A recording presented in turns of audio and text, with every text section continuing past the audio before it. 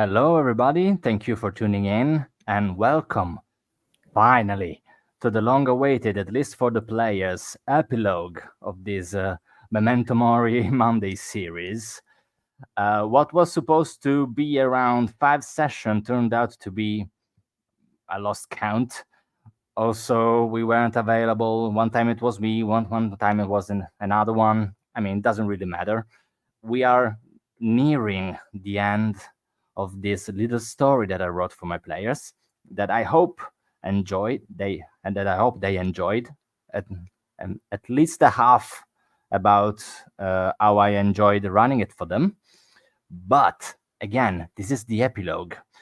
Who does want to, in exchange for nothing, do a little bit of a recap about what just happened last session? I feel like that was a trick condition because nothing is better than a gruesome, painful death that could befall us instead. Yes, but also you won't get anything actually positive like experience points or inspiration or luck points or whatever. You get nothing altogether. So, kind of in the middle. Oh, well. We had a pretty nail-biting battle. And nearly didn't come out of the other side because our rolls were terrible, if I remember rightly. Point, yes. Facing down those kind of demonic, deformed, dog-like creatures. No illustration intended, but it came out anyway. Yes. Also, there was this cute little lady that Brother Jerome was trying to save. Even when she decided to turn on him altogether, he kept trying saving her, if I remember correctly. Yep. Well, how that worked out for you, Mr. Brother Jerome? I'm still alive, so yay. That's one way of putting it, yes.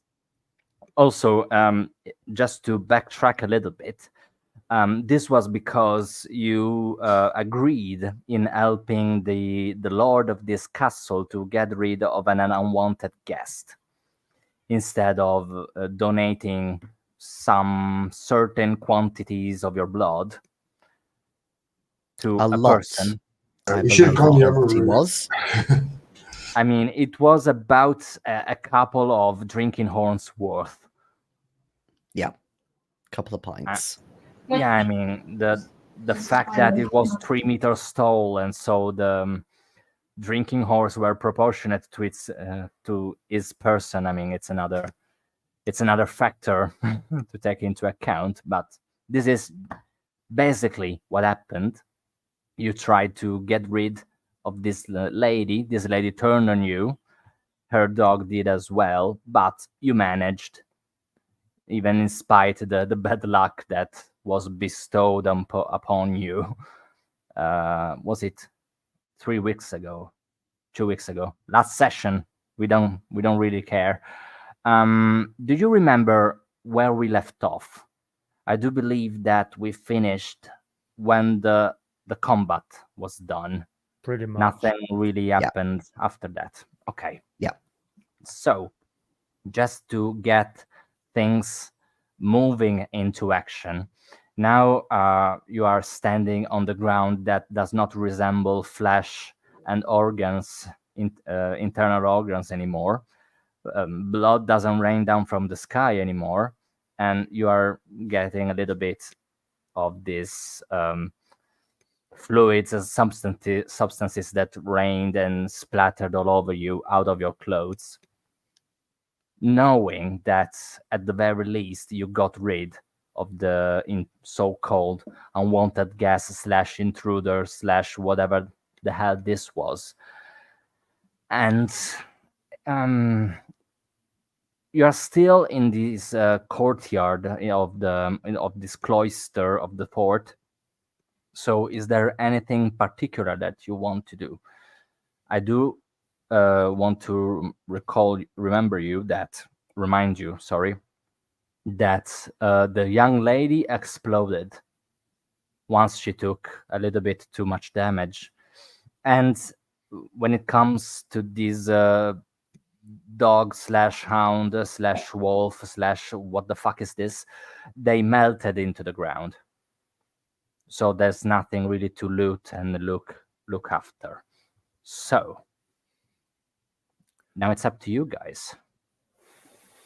Oh, we were asked to remove her. I hope that's not going to go against us. Mm-hmm. Well, I believe he asked that she not be that we ensure that she not come around and attempt to enter his domain again. I think we have succeeded. The good Lord did shine upon us eventually. Maybe in this alternate place, his reach took a little longer than usual. I choose to believe. She could be said to be occupying more of the courtyard now than she was before, though. Yes, but possibly not in a way that makes her in any way a threat. Useful. Apart from possibly fertilizer. I was just about to say, cartilage and bone make very good fertilizer.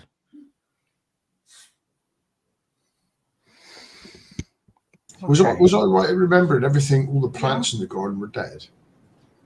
Yeah, basically. Okay. Oh, okay. So yeah, it might do some good then. Yeah, there's not really anything to fertilize anymore. Also, given the general color of the blood and the inner stuff inside of these creatures that you fought, that did not look very healthy or anything that could be useful to anything, as a matter of fact. Well, perhaps now that she is gone, the lord of this land will be able to get some proper gardeners in here. And more to the point, we can get what we came here for and leave. Yes. Yes. Companion Riccardo, yes, always reminding us of our just duty. Let us Okay. indeed inform this lord. Perfect. So I assume you walk back towards the fort, and the door that you left when you embarked in this quest or adventure is still there waiting for you. And you hear noises of iron clanging together, and screams and grunts and God knows what. General noises of battle, per se. Are you opening the door?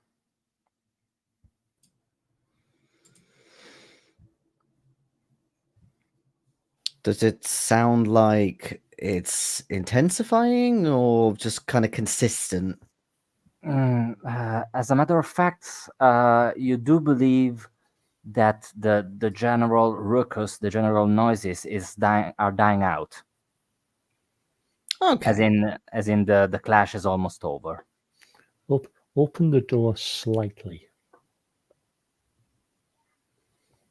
So you open the door slightly ajar for you to peek an eye into it, and you see this colossus man that you recognize as the owner, the lord of the castle, just bashing what you assume was some sort of how could you define it? Savage warrior, savage swordman, maybe a berserk, you don't know, just beating him to a pulp towards the ground. I mean, the whole torso fits in his hands, and he's just smashing this guy onto the ground. I close the door again. The Lord seems a tad preoccupied. We might want to give him a moment.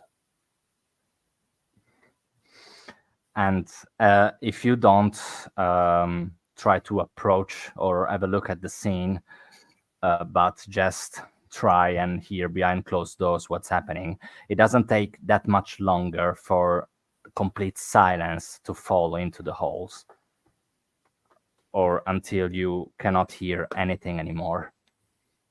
Okay. At that point, open the door a bit more so we can actually enter. Okay. The Lord of the Castle, Gwynapnud, is facing the other side of the hall, so you can actually just see his back and his shoulders. He is drenched in blood, and several cuts and bruises are covering his arms and its torso, maybe parts of his legs, and is tearing up some sort of fabric of sorts. You don't know where they got it, but it is cleaning his face and his torso out of the blood and general viscera that he has dripping over him. And without looking at you, "Huh, I thought you were going to join me for the last few moments." You seem to be enjoying yourself, my lord. It seemed somewhat impertinent to interfere. No, I thought you wanted in on the fun.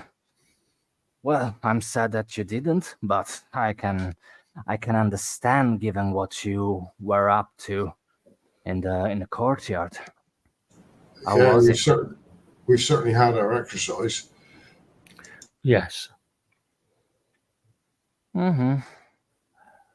Your intruder, I believe, will give you no more problems. We Oh have done yeah, as you have asked. yeah, I know. I mean, I had a general sensation that they would have gone after you. I didn't expect it so soon to happen, but you managed. Well, we were focused upon other matters. Mm-hmm. And he sits on the ground, so you can be at almost a high level to you, standing up. And when it does, you feel someone rumbling on the floor. Winapnud takes a lance and just stabs this guy. He nails him to the floor. Okay, so very well. A deal is a deal. You hold your side of the bargain, so I'm here with the other one.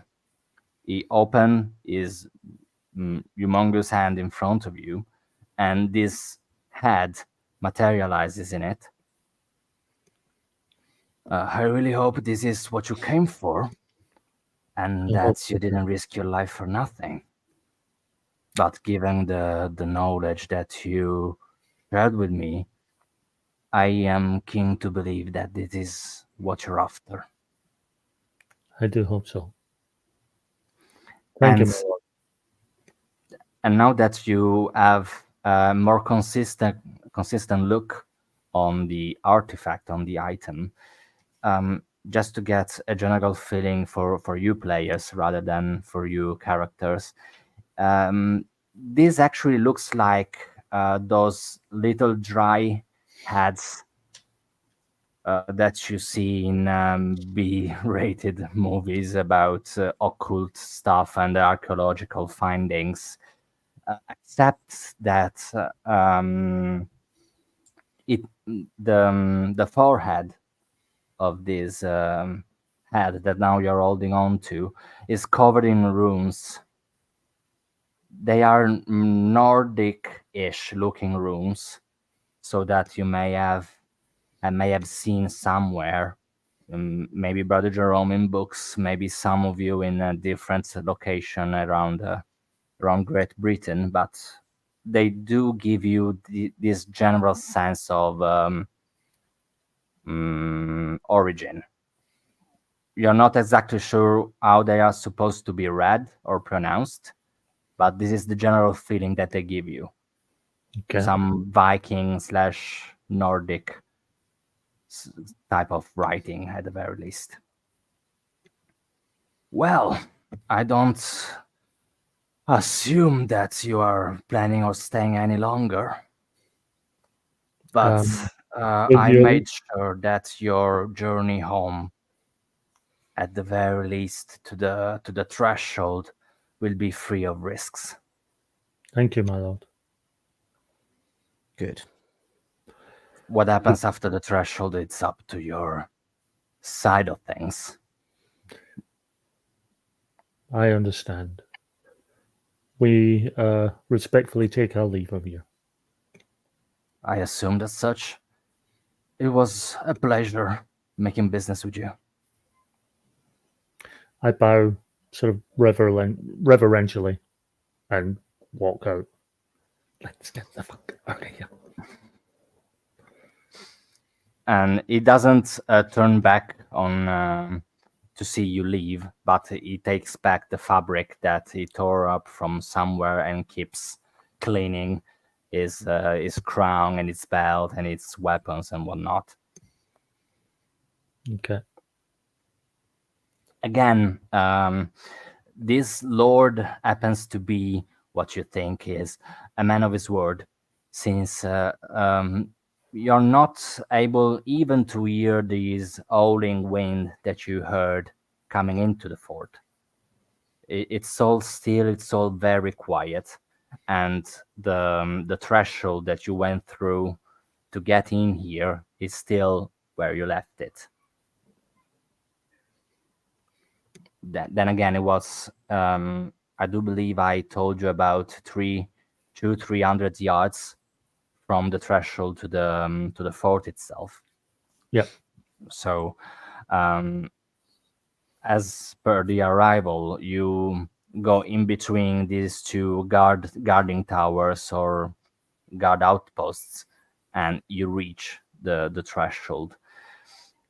Getting out of this side of the veil is not that trippy or challenging as it is getting into. It looks like coming out of a very dark tunnel. So your eyes take a little bit of time to adjust to the sun outside in the world that you left. As long as But- we're not dealing with any of those bloody tar babies, we'll be fine. The tar babies are there waiting for you. They can fuck off. Because as they explained when you first met them, they are some sort of guardians of these doors to the other dimension, so they are not to leave post. Okay. Try not to step on them when we come through. Anyway. Yeah, there's no risk in that. And as soon as you step out and maybe massage your eyes a little bit and brush them off in order to gain vision back, you see one tar baby slightly bigger than the others. Rather than, I wouldn't say bigger, but fatter at the very least, and comes rolling and pulling itself on the ground. Oh, lords, you're back in one piece. Oh, I'm so I'm so glad about this. We were almost thinking you were dead in there. We wanted to keep you excited. Oh yeah, you definitely did. You gave us something to talk about for days. You've been for 4 days, my lords. Does it seem like 4 days? long. Yes? Not at all. No, I didn't think it did. I didn't recall us being there for. Yeah, your general perception is that you were away for give or take half a day, 8 hours at the very least. not for days, definitely. We were worried, very worried about you. We are fine. We are happy. We are heading to our horses. Oh, yes. I do believe that your, how am I supposed to call him? Escort, your guardian. I don't think it's your lord of any sorts, but the broody, the gloomish man that you came with is waiting for you. Yes, and we're going to meet him. Farewell, Mm. farewell, farewell. You are expected at the old oak tree. See you soon. So I hope not. And indeed, Mr. Grant is waiting for you at the old oak tree where you left him before embarking into this trip on a different realm of existence, and is sitting in the shadow of the oak tree. You do think he's sleeping.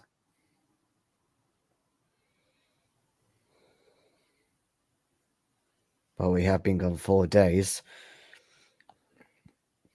We should get some food before Yes. we leave.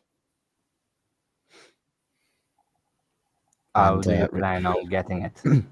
Well, Riccardo instinctively sniffs the air. Oh, yeah, right. Since you got this new perk. Mhm. I do believe that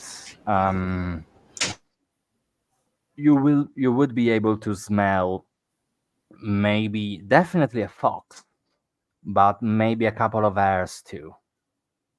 Yeah, I was thinking anything just like small, like a hare or a rabbit, a Yeah, bird definitely even. hares.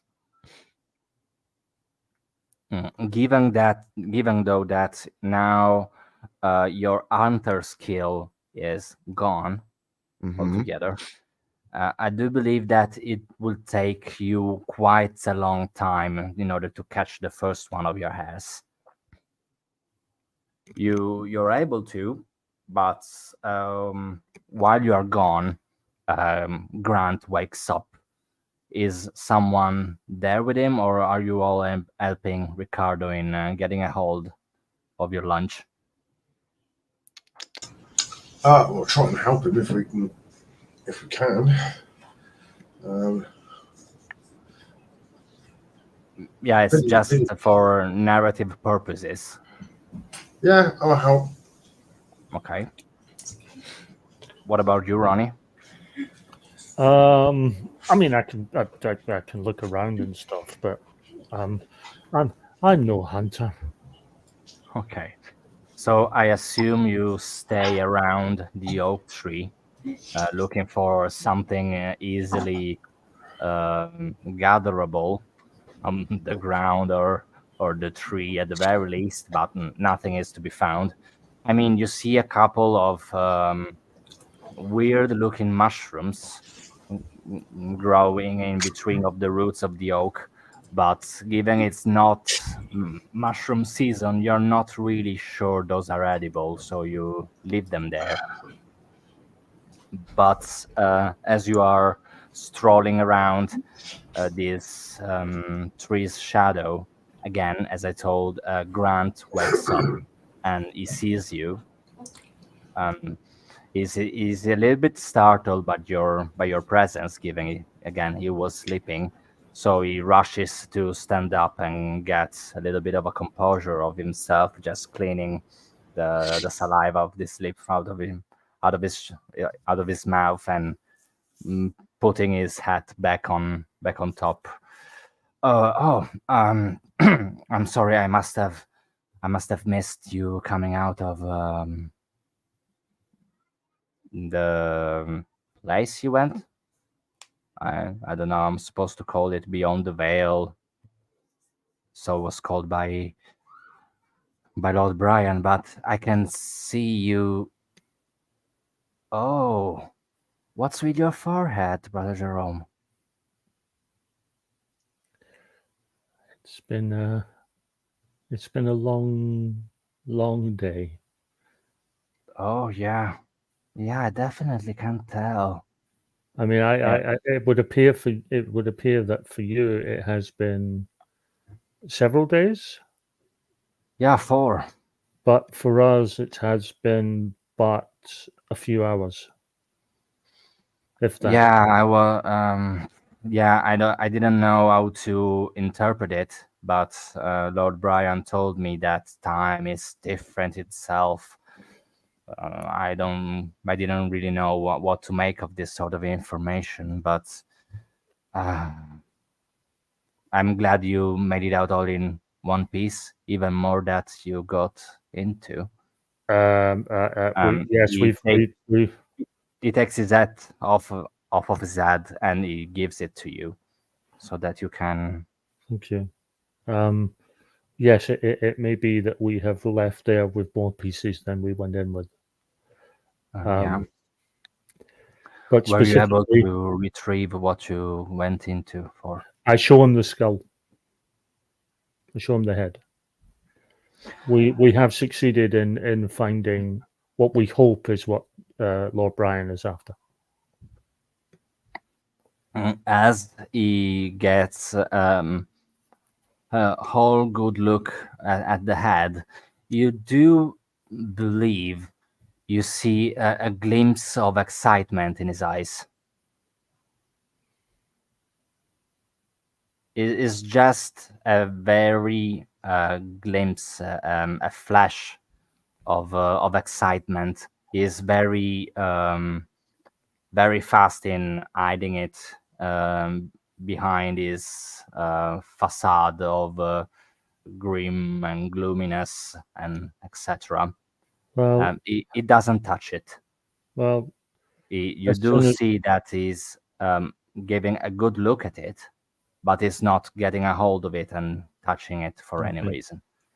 as soon as our compatriots have come back with some food, I believe they're out foraging. I believe that's the term for food at the moment, and then we will make our best speed back.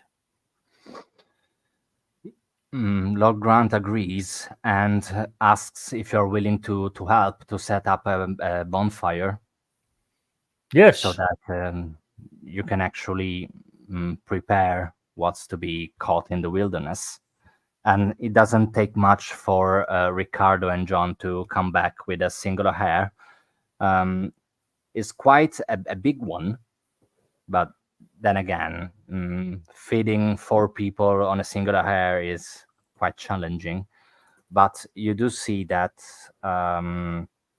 in between of the saddles and bags that Grant has on his horse, he is able to take out a pot, a little bit of bread, and he goes to take some water out of of a river nearby, so that you are able to make a little bit of a stew of sorts, in order to properly kind of enjoy the meat of the freshly caught hare.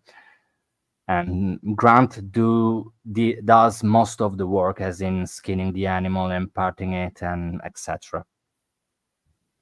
And he looks very keen about hearing your stories of this so-called different plan of existence, and tries to engage with you in a conversation about it.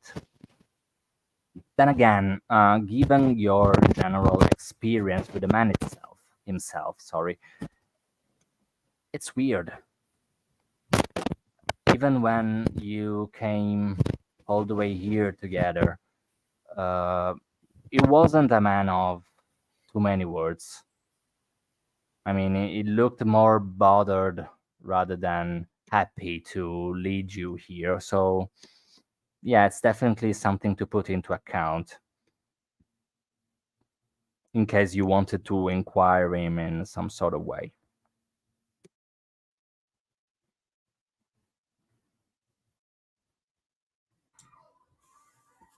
Who would be the main storyteller out of the three of us? When it comes to Silverthong, I do believe that Brother Jerome is your guy. Yeah, Well, it depends if he Or wants even the... Don, if he feels like it. It depends if he wants a more well-rounded version, one that focuses on the gory details, or one that gets straight to the point.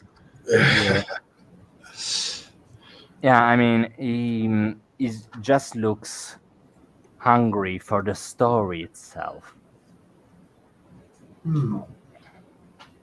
Oh, yeah, I can tell him what it was like. I can describe the castle and the lord there, and the deal we made, and then this woman in the garden, and the fight we had. Oh well, you. And how tough it was. Yeah, it feels like you were in for a mouthful of this plan of existence. I mean, you tried it all, you could say. It was a most strange experience, both unsettling and enlightening, both horrifying and yet strangely alluring. Yeah, I assume it does that to someone.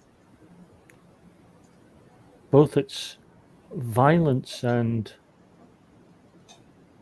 passivity, there was a certain beauty to it. It was fascinating. Yeah. I can tell. It's strange to believe that these things exist. But then a woman It's strange blew to up. know these things exist. Then a woman exploded, and it kind of stopped it being more beautiful after that.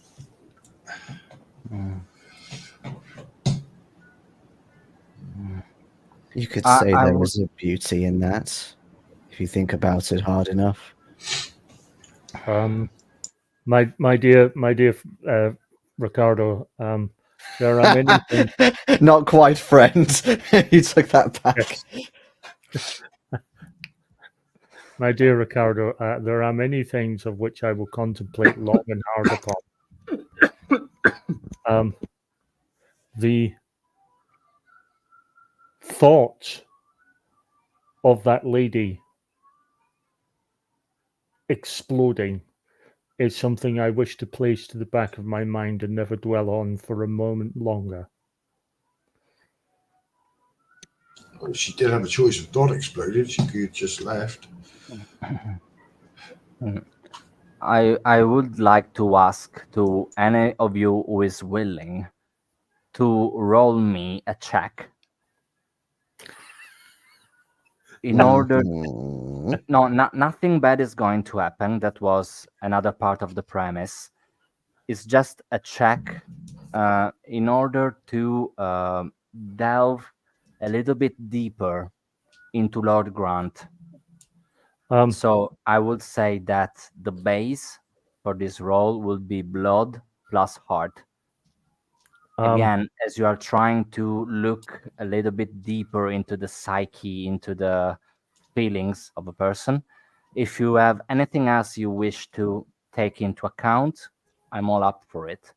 This is the base roll that I'm asking you. Giorgio? Yes, Ronnie. Given how badly we rolled last session, I'd rather write you a check than roll you a check.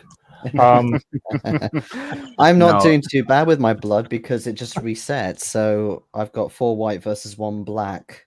Just to make things clear, in case of black successes or black failures, nothing is going to change. Well, that's good because I've been rolling 6 blacks. I think I think Riccardo may be the most robust upon us. Okay.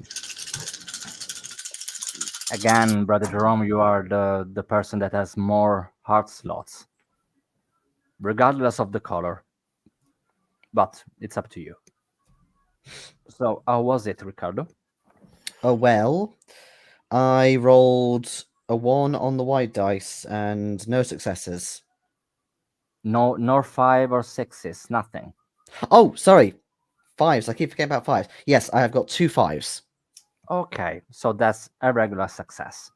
Yeah. Is anybody else feeling like giving it a try? Again, you are not to gain corruption. Go So, on, then. I'll give Just- it a go. Just Oh, count it as you were all rolling on, white go dice. Go on. It's absolutely like all nothing. white dice. Sorry? I got nothing. I got 2 4s, a 2, and 3 3s. Oh, fuck. So Let's see Right. if Ronnie is willing to give it a go. I am. It Things has are to- not getting worse. I can assure you of that. Yeah. Yeah, Ronnie's got the best dice. I've got the best dice when it comes to things not getting worse. I Yes, can't you're wait. absolutely right. I've got 3 in blood, Mhm. and I've got 3 in heart. Yeah, it's 6 4 dice. of those fucking dice are black. Again, it doesn't matter for this check. So don't think about the dice color.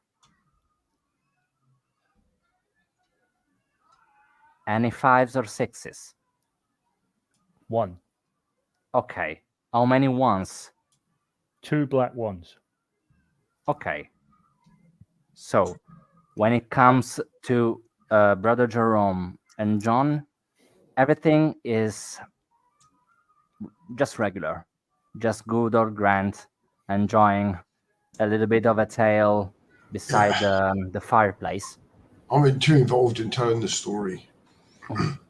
When it comes to Riccardo, which is a little bit more of a quiet kind, a little bit more contemplative kind of guy, you start your attention from the telling of the story from John and Brother Jerome starts shifting towards Mr. Grant.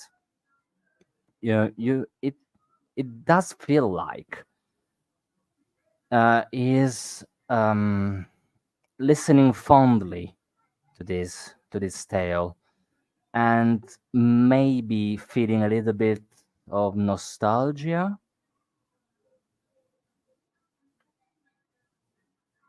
Nostalgia. Mm-hmm.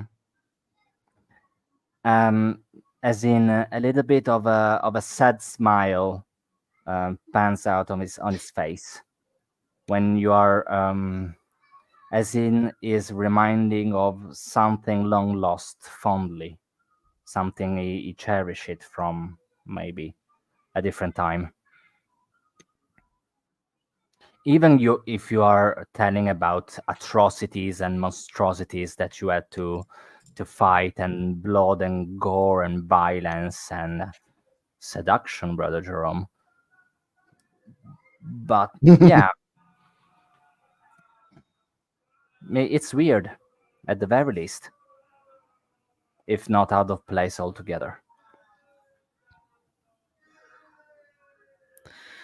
Does this nostalgia come with a sense of familiarity with what we're talking about? It feels so. Again, maybe it is more evident when it comes to the more general parts of the storytelling, as in the general feeling of the area, maybe some phenomenon that you witnessed, maybe even the fort itself. When it comes to the narration and the discussion about how the fights panned out, this general feeling fades away a little bit. You feel like.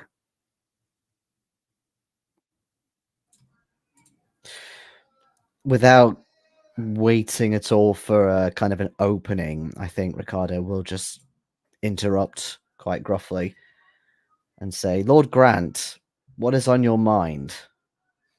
Do you have something to add? Why should I have anything to add? I was just listening to the tale that you so vigorously stopped for inquiring me about. What specifically? I've seen that face before that you bear. It is one not just of attentiveness, but an inner pleasure of what is being described. Have you been to where we are speaking of before? You have confirmation by the look on its face that you struck a nerve. Definitely. That was the idea. Yeah, you picked the right bone, and that translates immediately into a general look of angst and anger in your regards.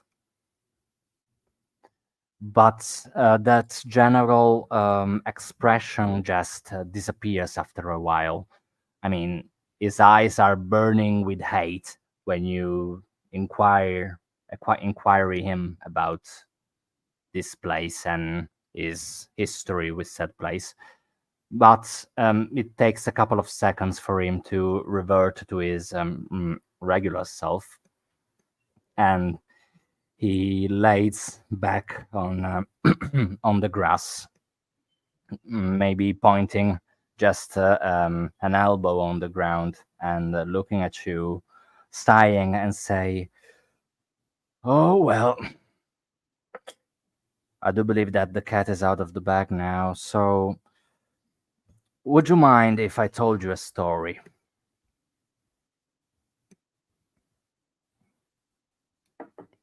I looked to the others.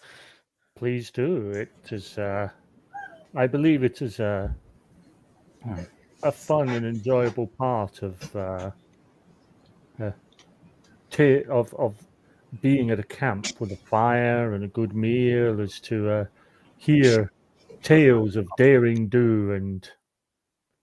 Oh, I'm sorry. But before I start telling this tale, he just gets up a little bit.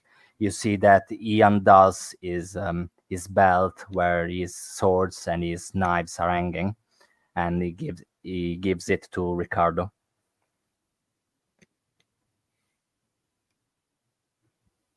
Again, this is just a story, but it's a story that I had the opportunity to share a couple of times, and that did not end well. So I am completely devoid of anything harmful but my story. A long time ago, there was a hunter, but not a hunter like any other you have seen before. It was more of a Riccardo type of hunter. As instead of hunting people, he hunted creatures, not necessarily wolves, but maybe the kind of wolves that you were able to glimpse at the cemetery. Do you recall the wolves that you saw, that you say you saw before coming into Winchelsea? Just to break up the narration a little bit, I just wanted to make sure that Jayson still hears us. I really hope it does.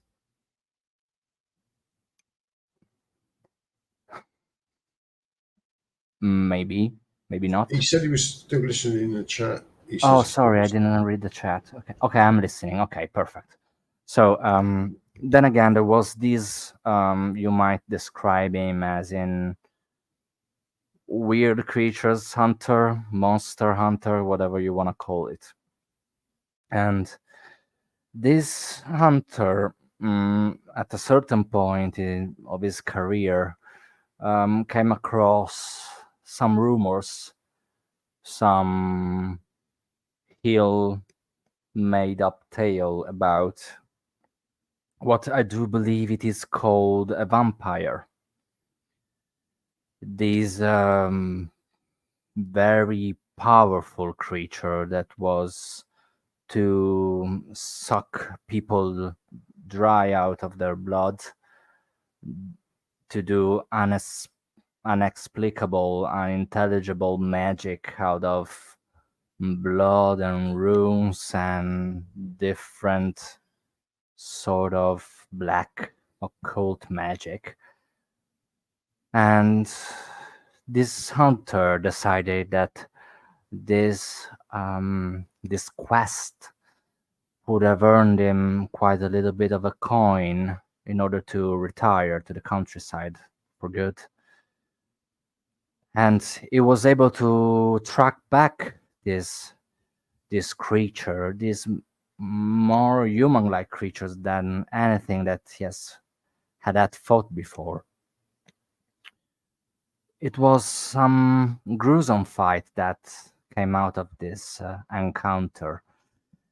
And legend tells that before dying to the hunter's blows, this vampire, this entity from another time and another place, was able to transfer part of his soul into the body of the hunter, unknowingly into him, before dying and being burned to a pyre with his head cut off. It was a matter of time before the fragment of soul into the hunter's mind flourished and tried to feed onto the hunter's spirit, the hunter's core convictions, ideals, morals, memories. It took it a time, but now the hunter is not really the hunter anymore. If you get the gist of what I'm telling you.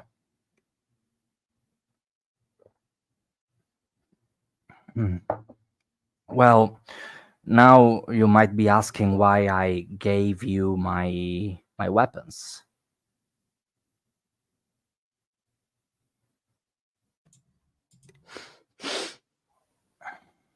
I'm starting to get a feeling you don't need them anymore, do you? I still need them. But only in... I still need them because what the vampire left behind is the most valuable part of him. Is where most of his powers reside, where the actual capacity, being able to go through the threshold that you went through 4 days ago, resides.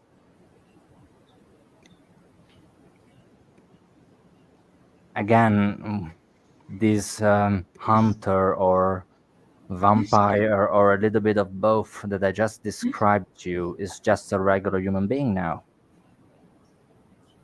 with a glimpse of the greatness that the vampire once had. See what I did there? But now the better part of it has gone missing from many years now. And I will tell you a little bit more. I lived many of your human lifetimes Just to put things into perspective, I was here when the first Christians came by. I was here when the Hadrian Wall was built. I saw plenty, and I studied even more. I am safe to say, beyond any reasonable doubt, that I am afraid that Lord Brian has been lying to you. As far as I was able to study and to collect in my lifetimes, as far as I'm aware, it is yet to be found a cure for your conditions. You misunderstand my motivation then.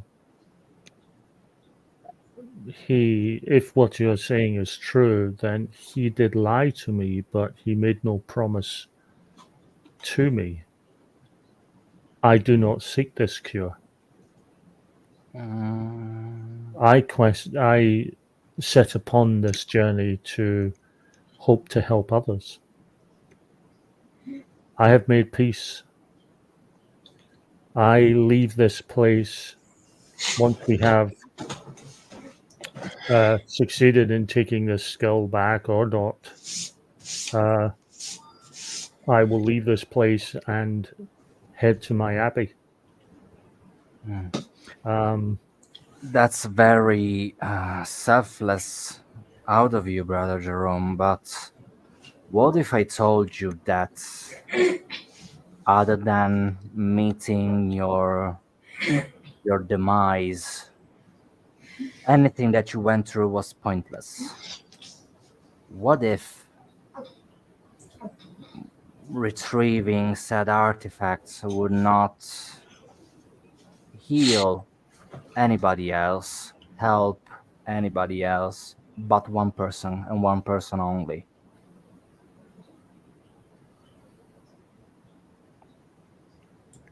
You mean Lord I think- Brian? Yeah, Riccardo gets the head and holds it, really close to him, so they're kind of locked face to face, and says, "Whose head is this?" I mean, I could draw it to you, but that had belonged to my previous body, Riccardo. As I feared. And why does Lord Brian want it? I don't know what the owner of the head told you in your recent quest. What I can say to you is that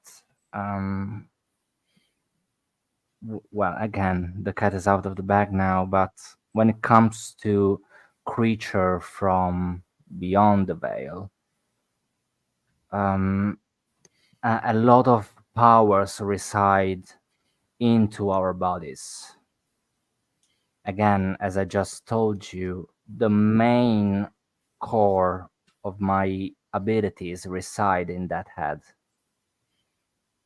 for the finders to be for the finders to use. Then again, if I were to collect the head, I will be whole again. I will be whole again, in possession of every bit of knowledge that I had before passing, and with every bit of power that came with it. I don't exclude that some others may have found ways to get a hold of the powers that severed parts of us contain. I am told by some memories that I still have of the hunter that, for example, the weird-looking wolf that you saw at the graveyard. I mean, I am told that with his heart you are able to make potions that will imbue the drinker with unfathomable speed and courage. And that is nothing but a fly compared to what a vampire could do.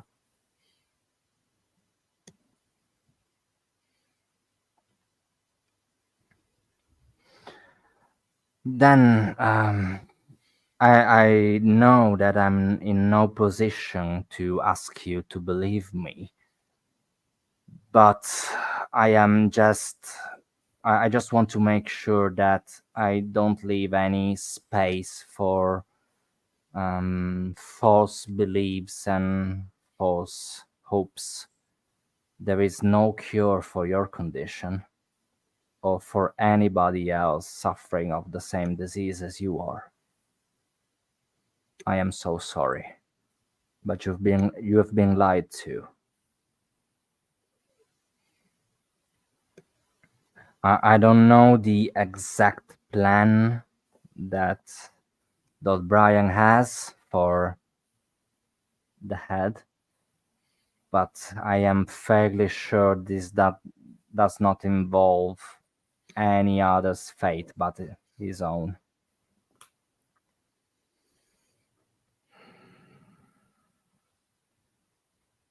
I must pray upon this.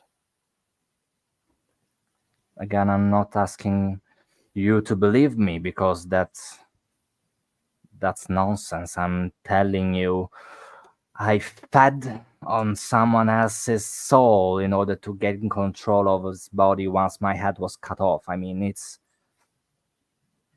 quite a difficult situation to digest and assimilate.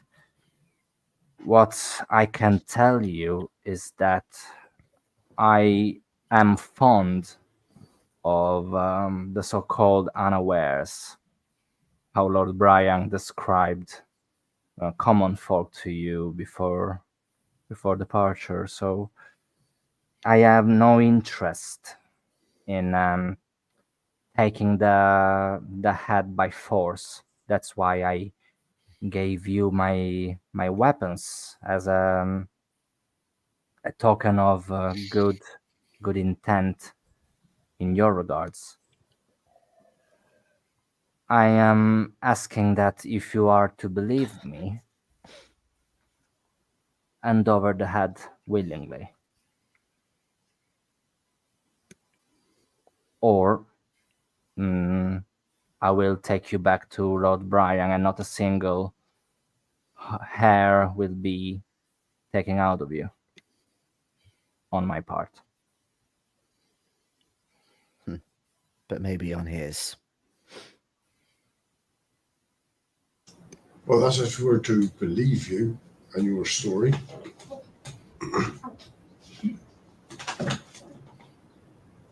Yeah, then again, I'm not asking you to decide right away. I just wanted to make amends for not telling you sooner. And maybe hiding a little bit of the truth that you were entitled to, since you embarked on this mission on someone else's behalf.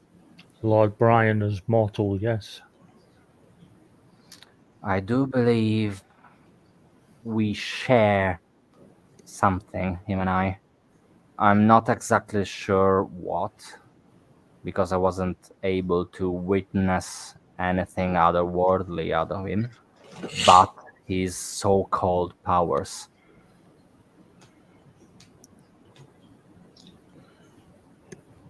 What are these powers that he claims he uses to heal?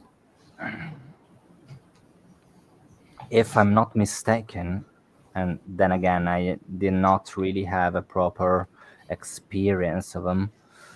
I do believe that he is a master of illusions, as in, it does not really heal people, it just covers the scabs.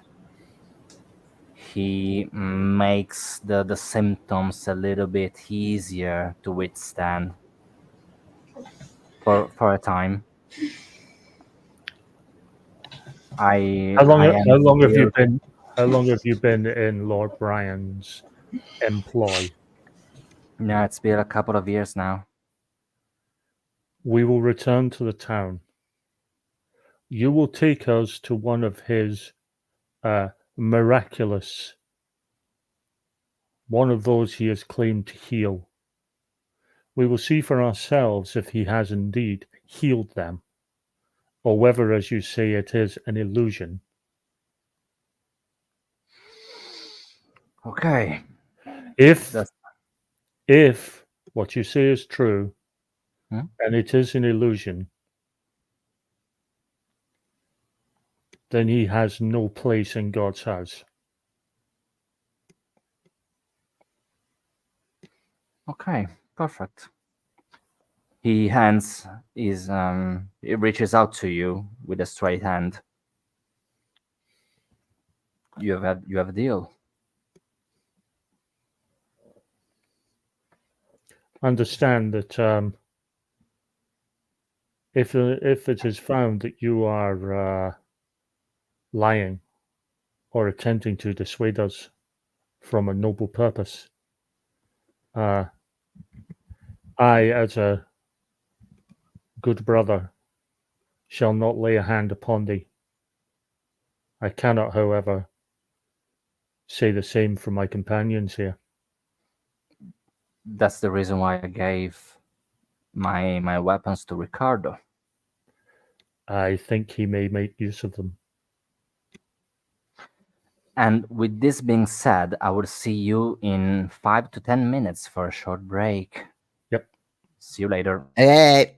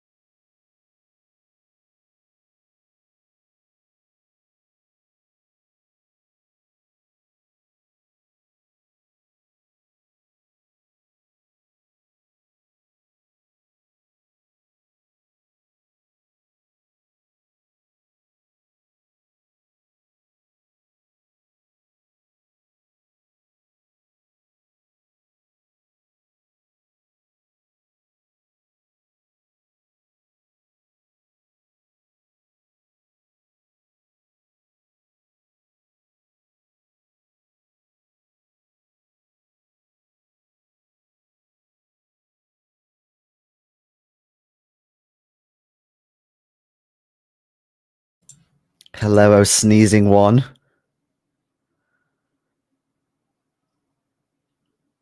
Sorry, I didn't hear that.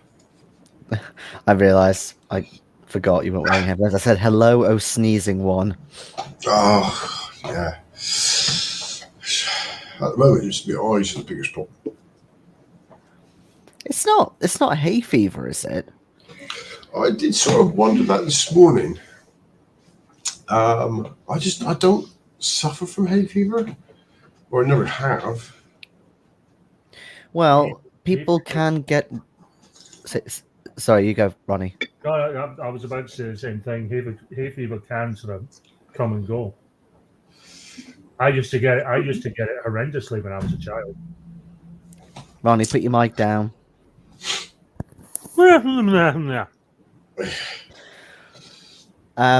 You can apparently kind of gain it, or if you want to call it gain it, when as you get older, like it becomes more profound. Yeah, I mean, that would have to be in the last like 12 months, I suppose, if it is, because like I said, I've never had it before. It's possible.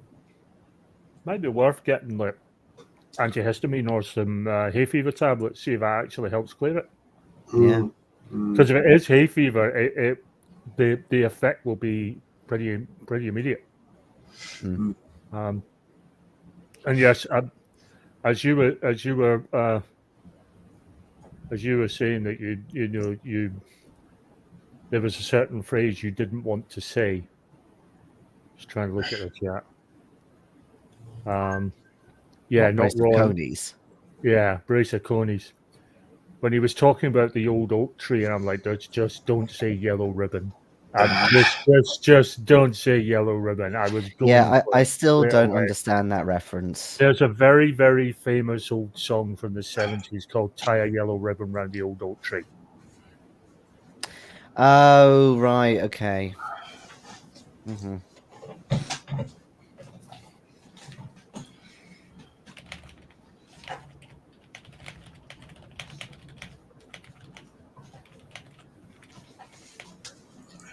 Hello.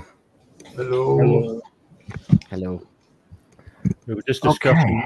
We were just discussing phrases we were desperately trying to stop ourselves from saying during that first half. As in? Well, when you were mentioning the old oak tree, there's an old song which is "Tie a Yellow Ribbon Round the Old Oak Tree." So when you were talking about the old oak tree, I was having to stop myself from saying yellow ribbon. And then when they found the hair, Jayson was desperately stopping himself from saying a brace of conies, referencing Two Towers. Oh yeah, they were completely unintentional because those are obscure references to me. But then again, I'm sorry that you had to endure you not being able to quote anything you were about. No. It wasn't so much that. It was in both cases there were really intense moments, and I'm like, I don't want to crack an inappropriate joke at this point. That's fair. That's fair. Okay, so you were asking Mr. Grant to lead you to one of the healed people that allegedly Lord Brian helped to see if Grant is being lying to you or Lord Brian is. Yep. And as soon as the your early lunch is done, given now that you are able to see the sun, it is at the zenith, so it's about midday, 1 in the afternoon. You see that Grant is not asking for his belt back, and he just stands up and throws away whatever left of your meal and packs things up at the best of his capabilities and says, "Well, off to our merry way." Throw away? We're in the medieval period. You never throw away any food. Yeah, I mean, nothing is really left because you had a hair for 4 of you, so basically it was all done. But some It's some bits Plus- in the pot. It's just You Plus, still that's use them. What else I'm is glad- Paddy cooked it? Sorry? I'm glad he's not asking for his swords back, because we wouldn't want to upset him with saying no. Well, if he's leading us to this person, he must think he's got evidence for it as well. Then. So make it look stronger, isn't it? Unless he's just going to lead us down a back alley and jump us one, but you know. But then again, do you want to get ahead back to a vampire? Yeah. I mean, And it's not like the GM has got us completely paranoid. Yeah, there's always a third route. You could just none of them gets it, we burn it. And when it comes to the actual leaving, you see that Grant tended at your horses while you were gone, and of course, Riccardo, your horse is still there. The coffin, you see that it is all polished off, cleaned up of dusts and maybe dirt that might have gotten onto it, as in apparently Grant took care of that too. Give Miss Since June. you did not leave it in the church before you left, Mm-hmm. and you see that Grant is wearing also another long rope around his shoulder and his torso, and looks back at you and says, given the fog that we met when we first arrived there, I'm not taking any chances anymore. So that's the use for the rope, unless someone of you is willing to get a hold of it, if you don't trust me holding it.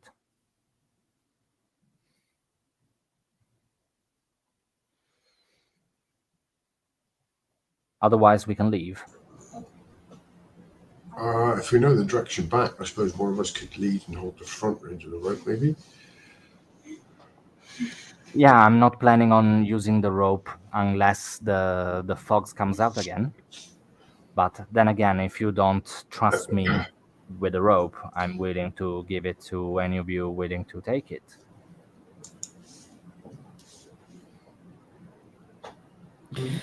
As you said, the fog is absent. Lead the way. Okay, that's fine. And you see that he starts leading the way, but without distancing himself too much from you. I mean, it is in front of the caravan, but it's not distancing you that much.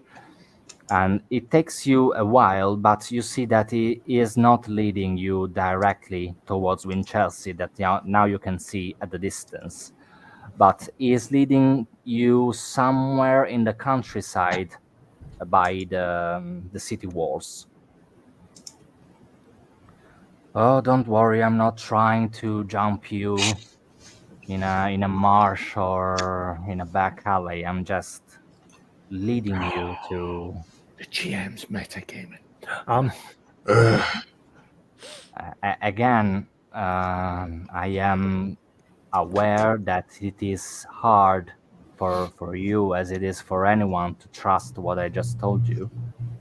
So I just want to make perfectly clear that I am holding up to my end of the deal that Brother Jerome and I sealed.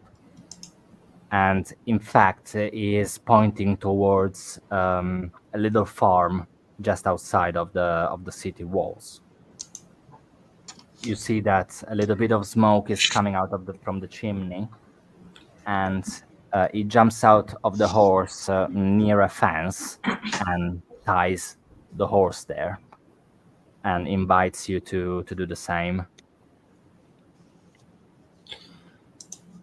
Yeah, slide off the horse and do the same. He leaves the rope in his saddlebags and leads the way towards the farm door.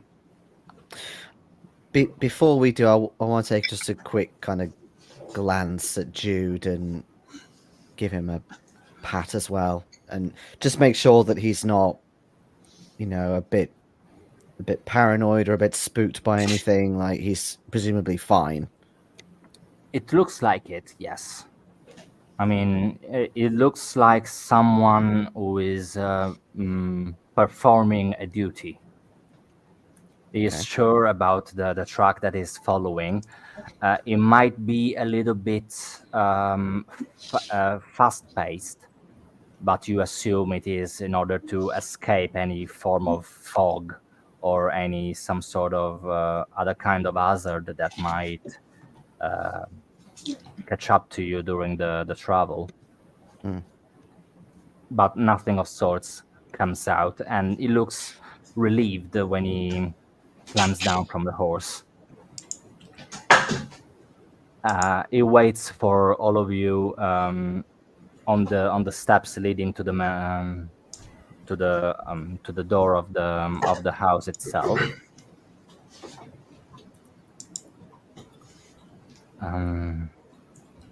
Are we all ready? I don't actually know what we are about to find, except, of course, what I'm trying to tell you, but I don't know the general the stage of well, we'll see in a second. And he knocks on the door. It takes a while for an old woman in her 40s to open the door, and you see that she's wearing a black dress with a white gown in front of it. Lady Mary, well found. My name is. Oh yes, you are Mr. Grant. I know you. Yes. Who are your friends? Those are my acquaintances, you might say. Brother Jerome, John, and Riccardo. No, yeah, nice to meet you. My name is Mary.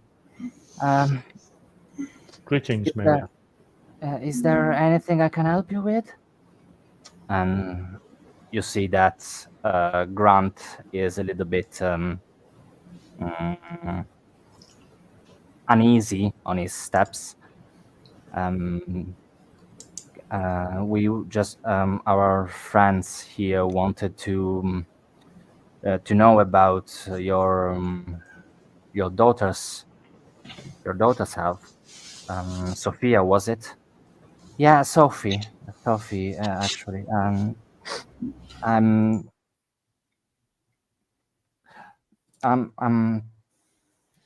A single tear comes out of her down her cheek. I'm afraid that Sophie is no longer with us. Oh. You see that Grant is, of course, startled by this information, as in you assume he was not expecting things to go so south. Would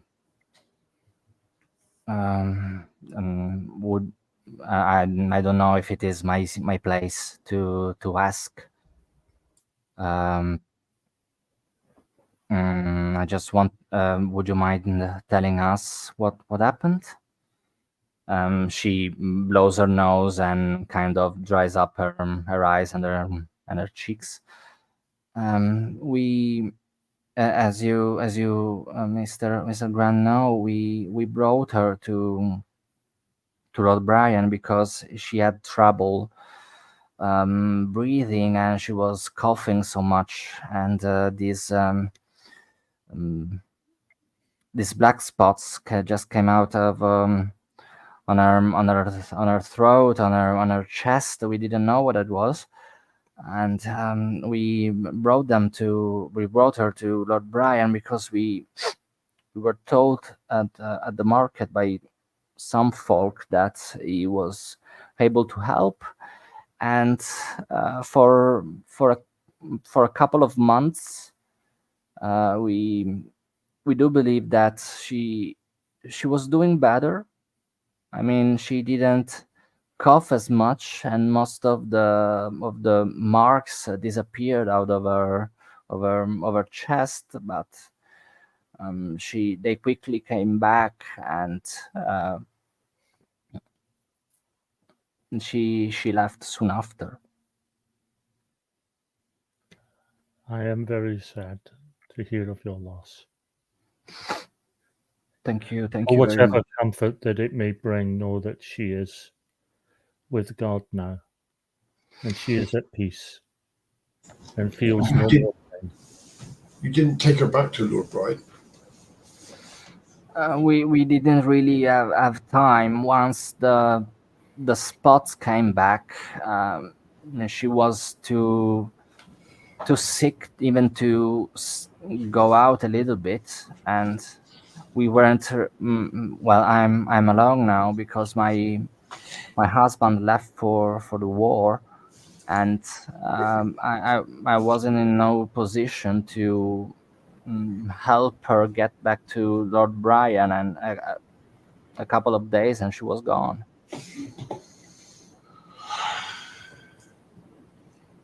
I am very sorry for your loss.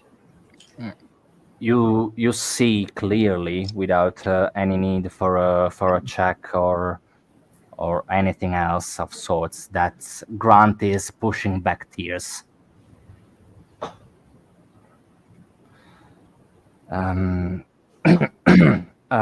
Again, Lady Mary, we are sorry if we resurfaced some hurtful memories, and again, we are sorry, and thank you for your time. Lord yeah, Grant, yeah. Yes. your purse, you are in coin? He takes out 2 gold coins out of his pouch, and How many gold coins do you have in that pouch? this one's.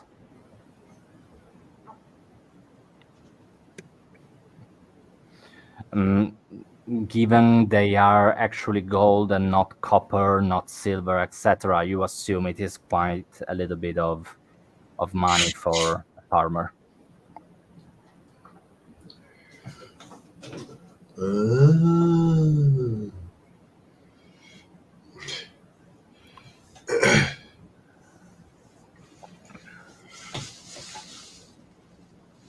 Please, no amount of money can replace the hole in your heart, but I hope that this small tithe to your home can help rebuild your home, clothe and feed you until your husband comes back from the war. She looks a little bit reluctant into accepting this money, but you see that Grant kind of gently nudges her into accepting the money until she does, and thanks you for the kindness. And shortly after, she says goodbye to you and closes the door.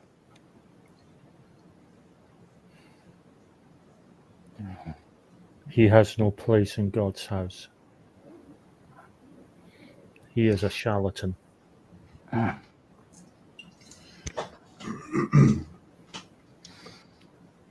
I am not very keen into visiting anybody else, but if you feel like you need to be a little bit more convinced about is Lord Brian's malicious intent, I am keen into leading you somewhere else.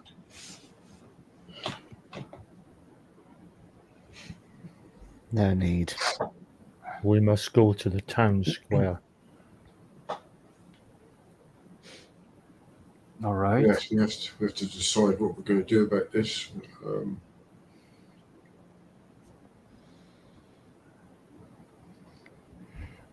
Well, I think giving him this giving him this skull is foolhardy. I think exposing him as a fraud is absolute. Well, if everyone believes us, I mean, they probably won't believe us because they've seen his. They won't. They won't. They won't. Have you forgotten how they treated us and we were only there for a day? But both of these people have actually lied to us, waited till we've put our own lives at risk to actually get this thing before they actually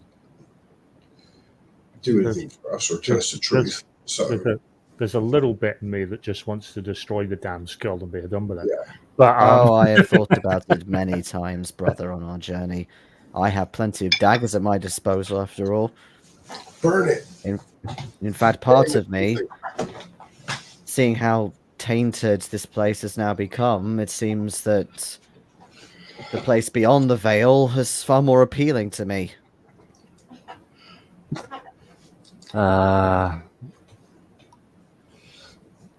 Again, feel free to inquire Mr. Grant a little bit more, and if you got anything you wish to ask or figure out before dealing with Lord Brian eventually, if you're willing to. I am almost tempted to try and make a public proclamation in the town square to see if we can get the truth. Lord Grant. Yes? I know you said you were not willing to take us to see further proof. However, what I wish to ask, I would not ask a bereaved mother. Can you take us to someone who is a bereaved father? With? A bereaved father, someone who has lost a child due to Lord Brian's illusions. He starts to think a little bit about, you assume, options that he has. Someone who is known to the community of the town and is in good standing. Good standing is all well and good, but truth tends to thrive based on numbers as well as experts and confidence. If we have more, if we can fuel their emotion and make them see that Lord Brian is indeed a fraud, then they will be on our side, no problem. We must bring all those duped by Lord Brian to the town square. All of them. Lord Brian is a powerful man. I don't know whether all of them are willing to speak against him. Each individual may not wish to, but if they see that they are not alone, that they are a collective, yes, that they are strong together. I was getting there, as in there are a few carpenters' families that lost several members of their families. Maybe they are willing to talk. There are quite a few of them, if we round up all the surviving members of their families. I'm not guaranteeing anything, but we will see what we can do.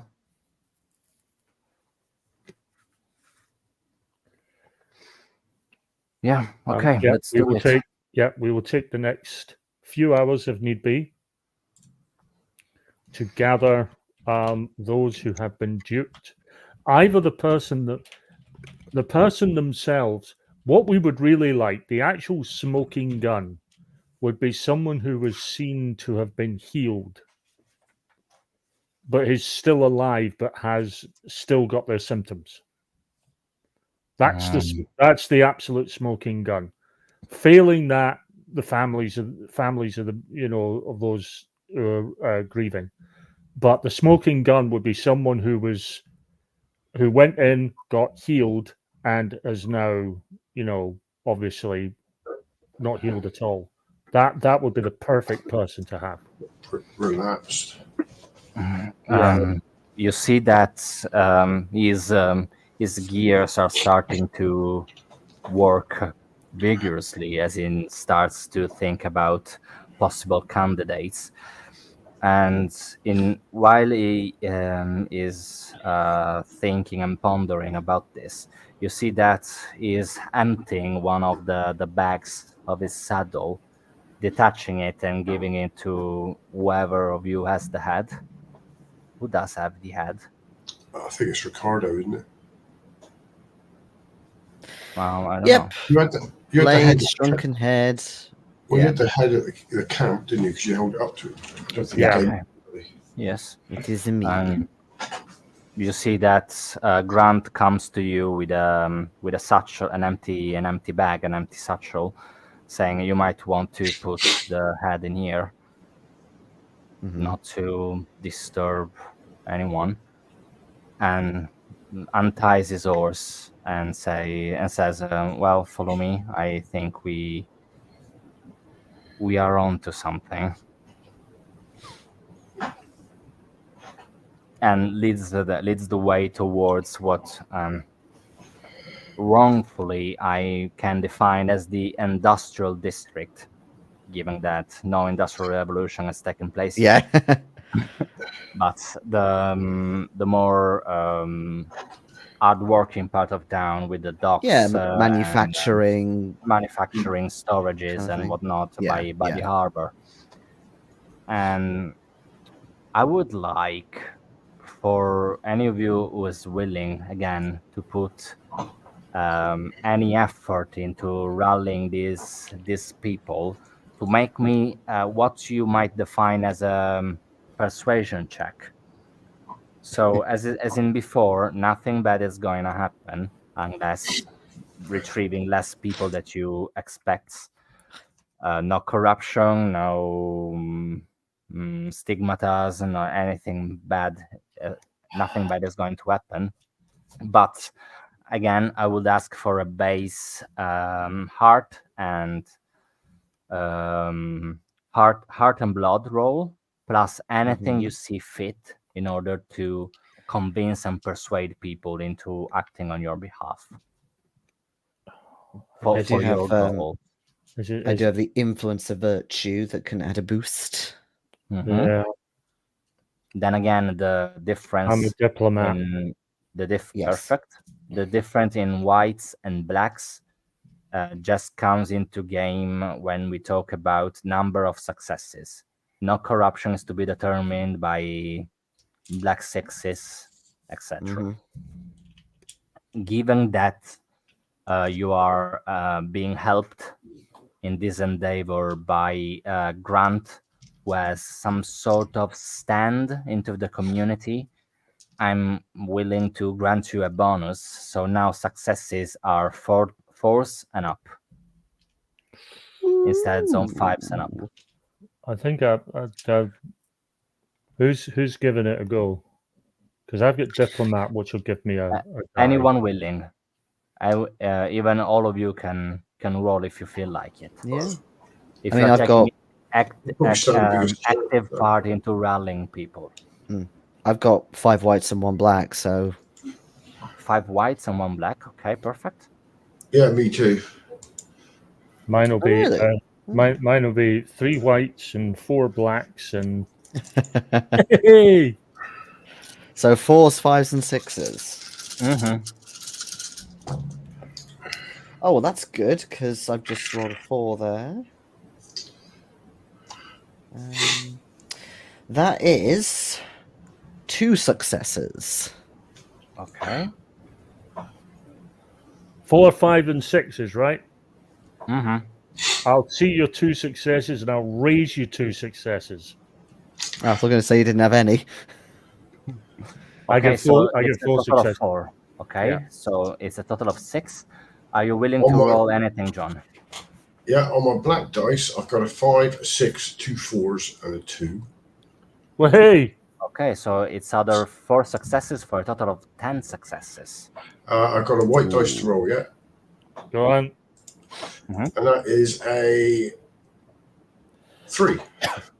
Oh well. Okay, so Plus it's a 10 total successes. of 10 successes. You see that apparently Grant led you towards a pretty hefty collective of people that are currently struggling and grieving. And given the amazing number of successes that you rolled, I am willing to say that apparently you are able to gather also one of them who apparently was healed by Lord Brian, but is currently very sick.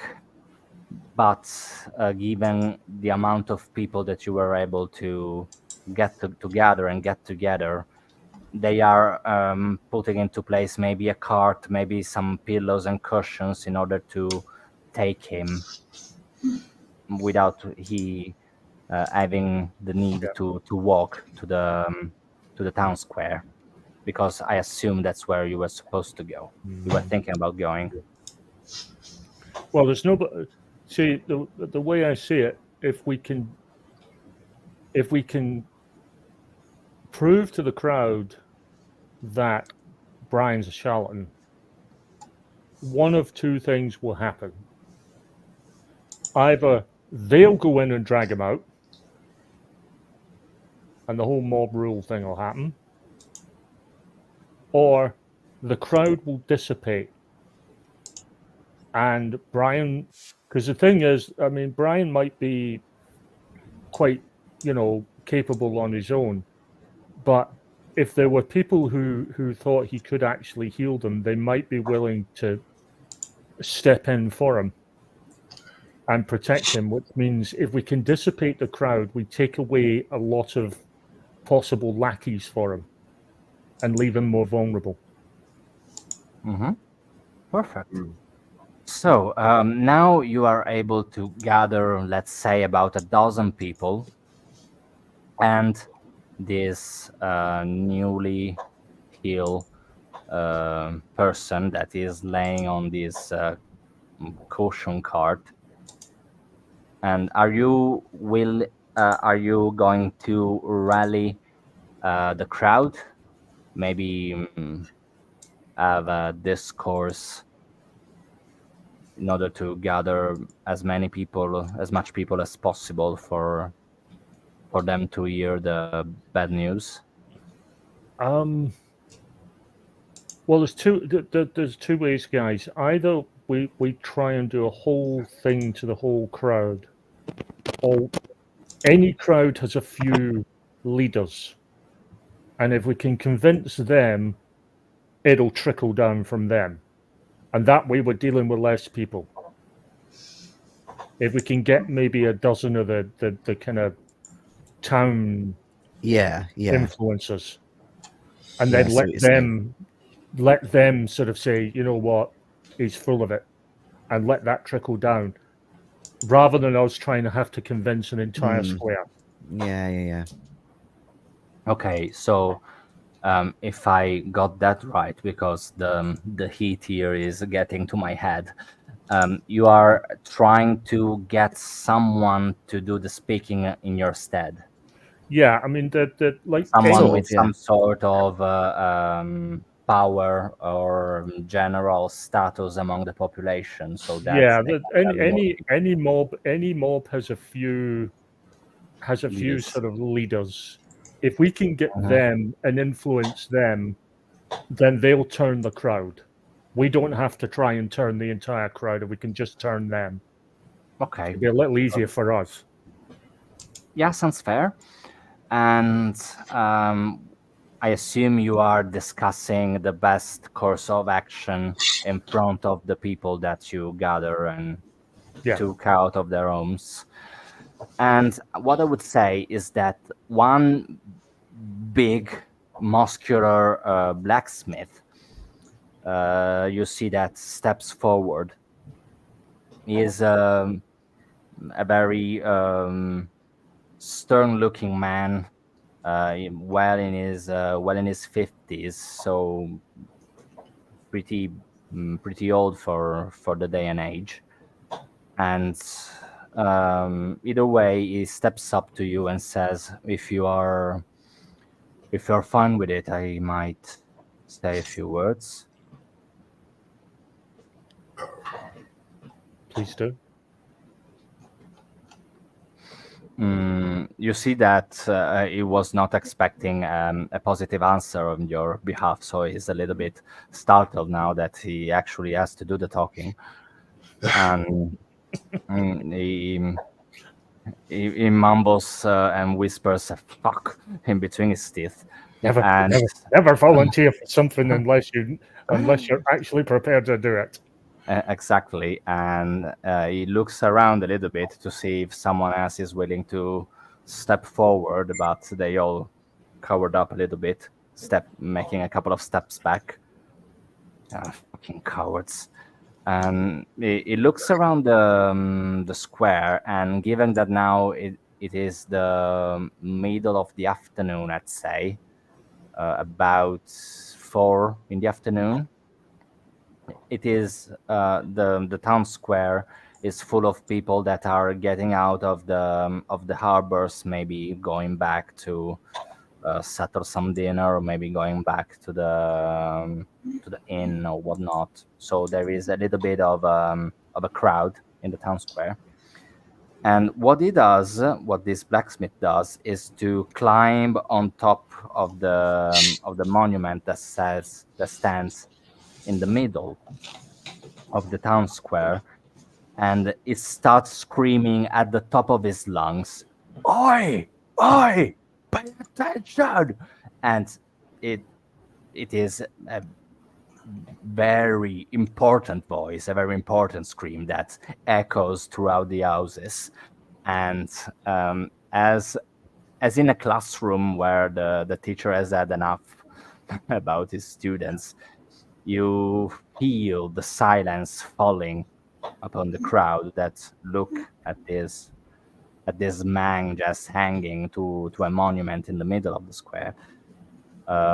He clears his throat, and unlike what you expect from a stern man like he is looking to be, it is very well spoken, and starts a tirade, a discussion, a confession about how they brought their late wife to Lord Brian because of this unspeakable illness that she had. And while she was healed, everything went back to normal for about a couple of weeks, 3 tops. And after that, she came back with the illness once again.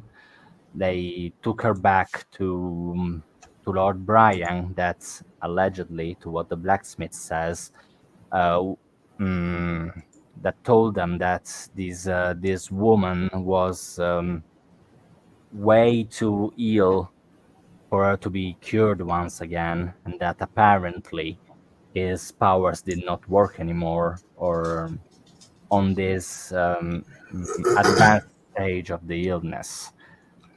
And this blacksmith does not call Lord Brian a fraud per se, or a charlatan, or it does not give him any sort of names. But you see that another couple of persons out of the one that you gathered here in the town square start to share their story involving Lord Brian and his so-called powers.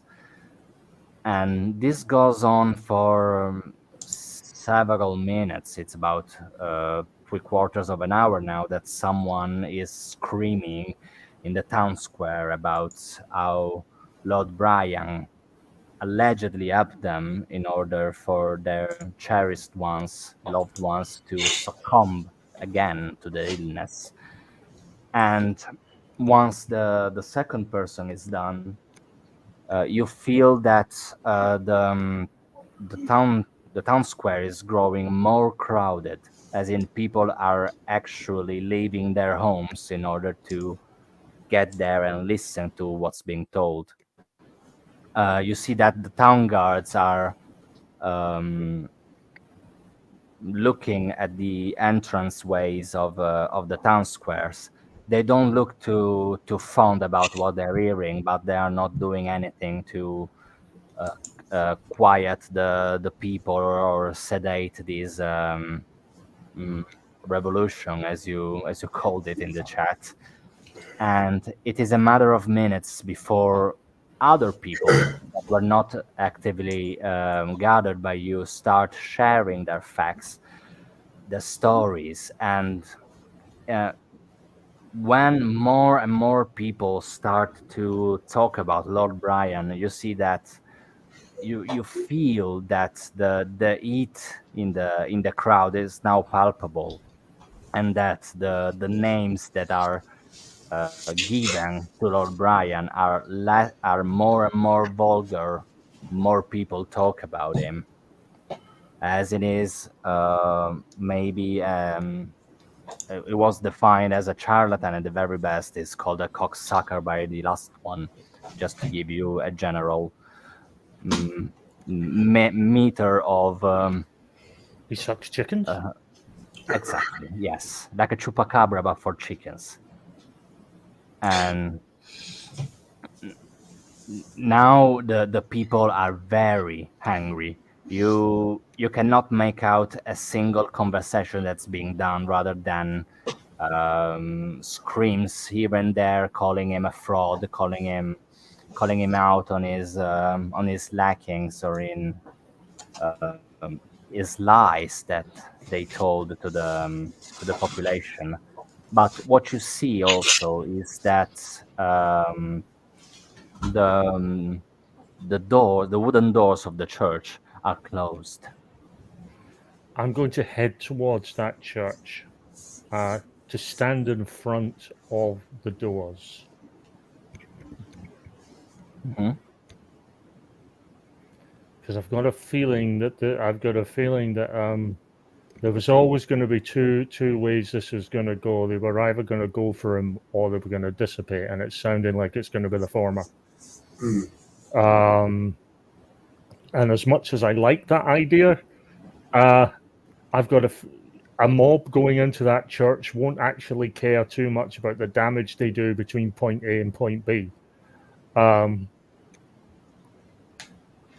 I'd like to try and persuade them away from action A, and maybe just, let us deal with it in a calmer manner. Okay. No, we can't rile them up and do all that and then say, actually, no, sorry, no, you can't have a peace to him. Bring him out. Let's bring him out. Oh, Your church will be safe and they can have their satisfaction. well, they yeah. can reason to damage the church if they can take their anger out on him, not the church. No, but in their determination to get to him, I don't think they'll care too much about who they hurt or what they smash on the way to getting him, because he's right at the back. Hence me I think they saying, could- let's try and drag him out. Yeah. Yeah, I think that's the tack we'll go for. To actually say to the crowd, we will bring him out. Justice Okay. will be seen to be done. Okay.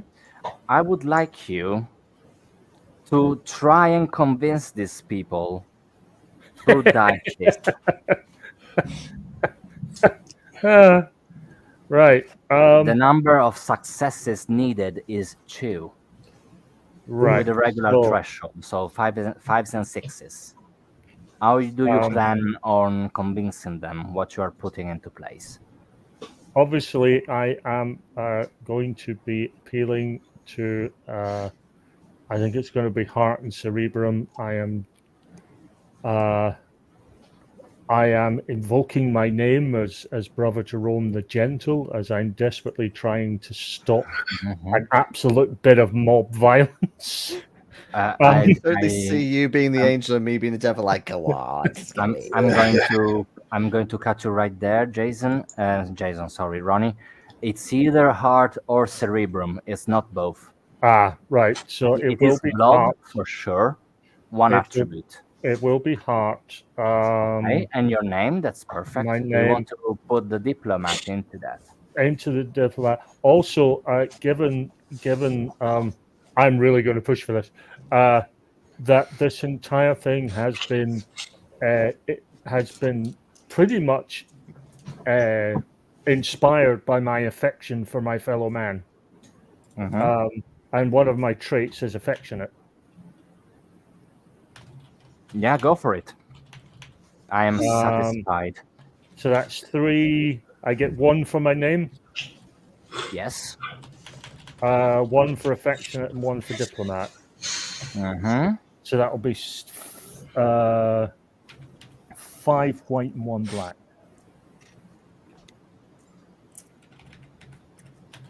Is it just 1 black that you have?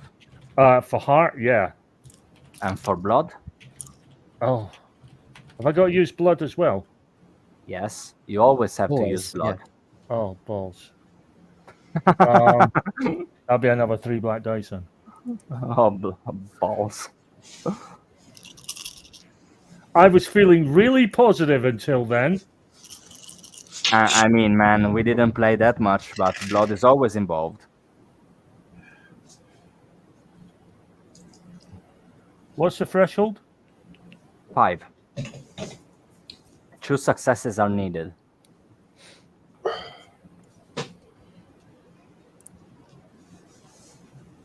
Right, here's the good news. Jesus fucking Christ, mate.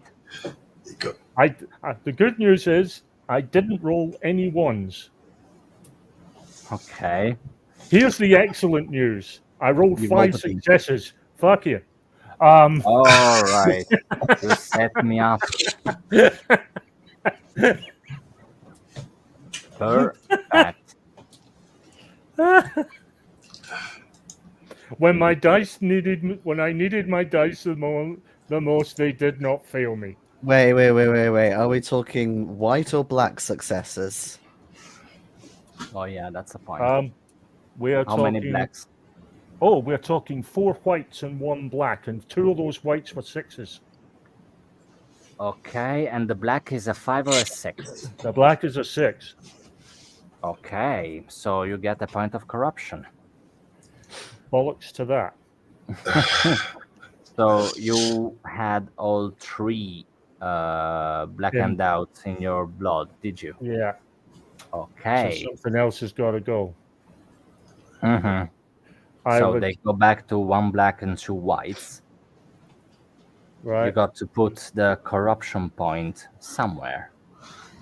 It would seem to me that as I was using heart there,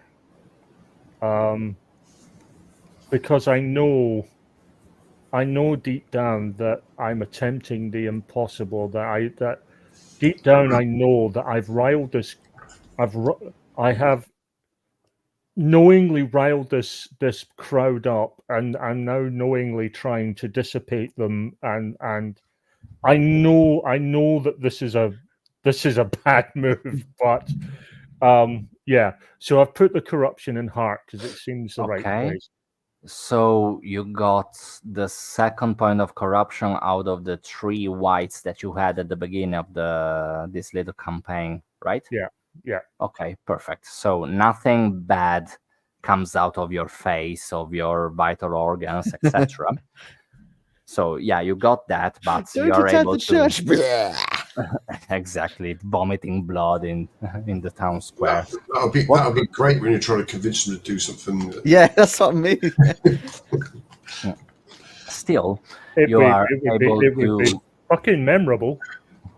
still you're able to let's say sedate the turmoil a little bit for you and maybe your companions to get into the church. Yeah. And try and fetch Lord Brian. As you get into the church, you now see that it is completely empty. When it comes to the main area, there are no priests, no monks, no one, not even Lord Brian. Are you looking for him into his office? First of all, I want to go to the priest's quarters. Mm-hmm. That's where he received you when you first came into town.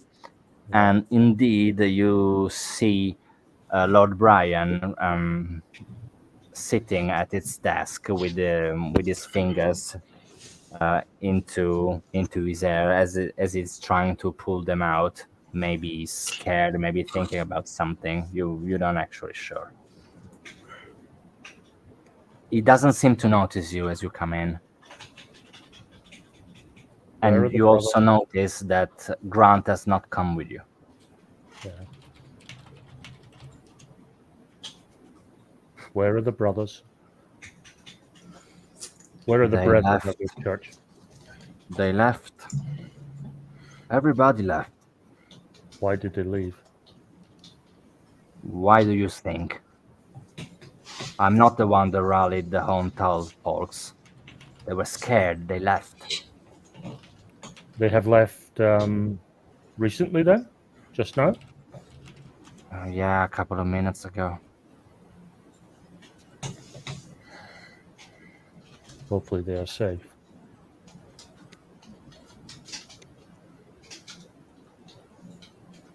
So, what do you want out of me? Hmm? An explanation The truth. of your fraud? You're not your worthy of an explanation. What do you think you are? What do you think to know what I was trying to do here? Huh? We went to You're hell and back for you, nobodies. and we were revered by those on the other side. We are plenty more. Revered. I highly doubt it. I highly doubt that you were revered out of anything. You are scum. We You survived. are who survived, still scum. Even cockroaches survive fires and collapses. They're still cockroaches. I find it most interesting. You would refer to us as cockroaches. The implication that we are insects to you, and yet, if we are cockroaches, you are but a mere woodlice. It is you who is small and insignificant, trying to pad yourself out by selling yourself as a savior. I am a savior. I would have been if you would have minded your own fucking business and get me what I asked you to. I would have been this nation's savior. I would have been the world's savior. And yet, I am left alone, unable to move. And what's your plan now? To lead me to face the raging crowd outside, hoping that nothing bad would happen to me because you are so pure-hearted, Brother Jerome. Oh, please. What do you want me to say, huh? That you were right and I was wrong. I will never give you the satisfaction because you don't know jack shit. You are nothing. You're worthy nothing.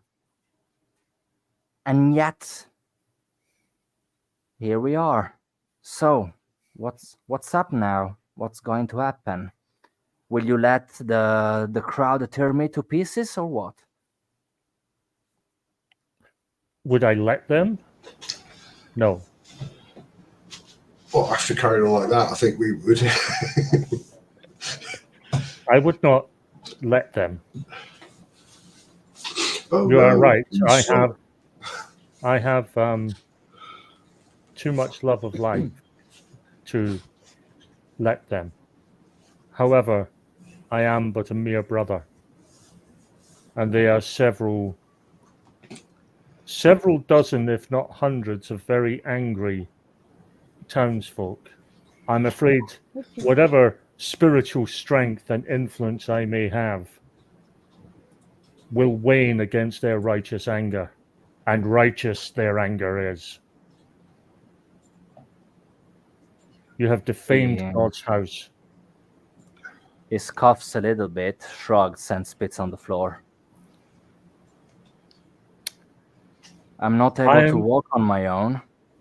Well, If you're willing to make me face the angry mob, you need to walk me there. well, as I am in a house of God, I am going to pray. I have no idea what my companions wish to do to you, and I am going to walk away with blissful ignorance. And I walk. I'm going to go to the altar, and I'm going to close my eyes and pray, knowing fine well that I've just let two guys who would love to rip him in pieces, let him, and I'm just going to leave him there. And know that I've probably got a date with God and St. Peter and asking an awful lot of questions about my final acts in this world. I think Riccardo, if John would help, be tempted to grab a leg and drag him out by his legs if he deems them unimportant. That seems that seems very viable. Yeah, do that. Kick over his chair or something first and grab a leg. Mm-hmm. You're lucky because it was hurt at the cemetery, but across his chest. So you're not tearing his legs apart by dragging him out by his legs. Oh, we'd have a bit left, even if that was the case by the time we got to the crowd. Yeah. And so you do, and so you act. Is there any words you say to the crowd once you show and display Lord Brian to them? Or you just Here leave is your him charlatan. Yeah. The man that's fooled you for years or months, I don't know. Make him know how you feel. Your sons and your daughters all perished because of him. as you come out of the church's door, you see that the crowd falls silent again. Then you have the speeches that you just role played for me. Thank you very much. And a little murmurs comes up from the crowd until it erupts in a sort of war cry out of anger and disappointment and pure rage. And it doesn't take long before you see Lord Brian disappear in these waves of people. You just hear screaming of rage and even pain, you assume, coming from Lord Brian, while it is being kicked and punched and Torn asunder. Torn asunder. Torn asunder, yes. Just to let the people know who obviously don't get to see the chat. I just said, ouch, I have a feeling that descriptives like rip, tear, and asunder are going to be used. Mm-hmm. So, yes, definitely. And I assume that at a certain point, Brandon Jerome hands to recite and act the rosary. So you come out as well. And you all three see that Grant is staying with his arms crossed by the horses. He's looking still after your horses. And he just looks at you and just nods a little bit. head over to him. I hope that this will suffice as a personal vendetta for This was no being vendetta. falsely told. This was a reckoning. You can describe it as you wish. I don't really not care, but I'm not interested in your personal definition of what this is. This had to happen, yes. The motives are irrelevant for me. And what would you do now?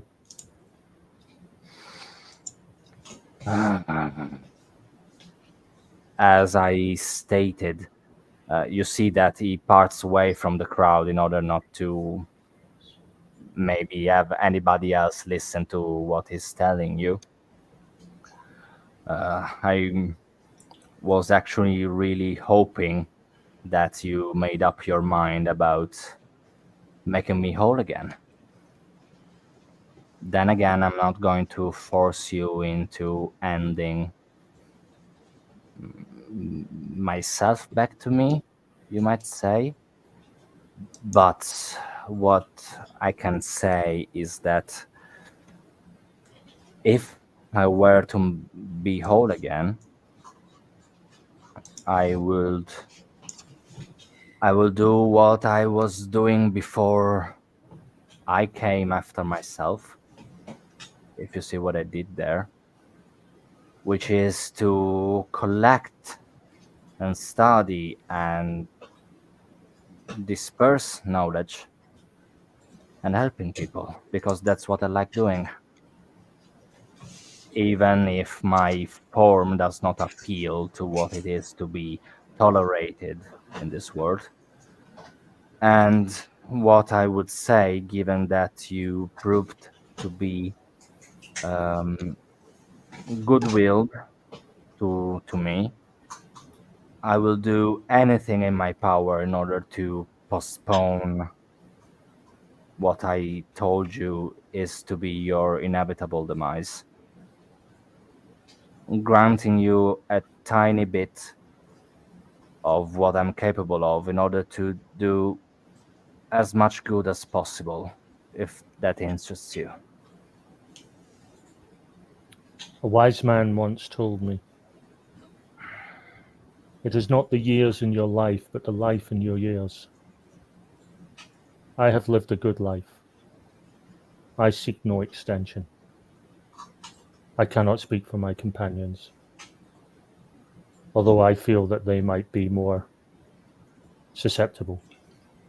That's understandable, Brother Jerome. I will not condemn you for it. As for your being made whole, if these last days have taught us anything, it is that devils can appear as angels and angels can appear as devils. Perhaps you are the latter. I'd like to think about myself as such. Just know that if it turns out you are devil in both form and intent, then giving extra life to my companions here might be self-defeating. I'm Perhaps- perfectly aware of it. Perhaps they would be a willing balance to you, a counter, just in case. For myself, with my companion's leave and your good wishes, I will leave you. I grow weary of this place, and I wish the safety and quiet of my abbey for my last days. I bid you all goodbye. Your companionship has been interesting, and I have enjoyed it. Farewell, Brother Jerome. Heartily farewell. And I head toward. I sort of because I know the area. Stop taking my moment away from me, you bastard!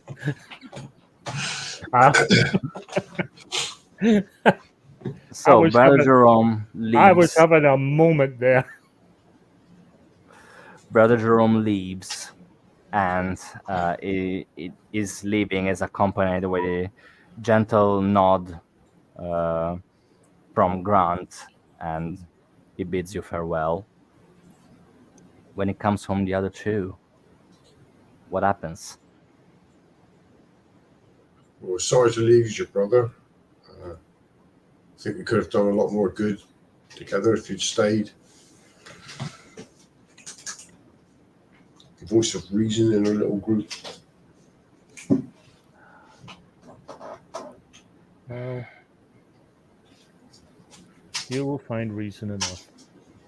But I fear the more I walk in this world, the more I become tainted. My reason slackens. I seek the balance and contemplation of my abbey. You will be fine, John the Stoic. Goodbye, Riccardo, the bloody bastard. Goodbye, don't- gentle brother. And I head off. That's my part in this tale. It looks like Grant is still waiting on your decisions, since you are now the only two that can decide what to do with the head.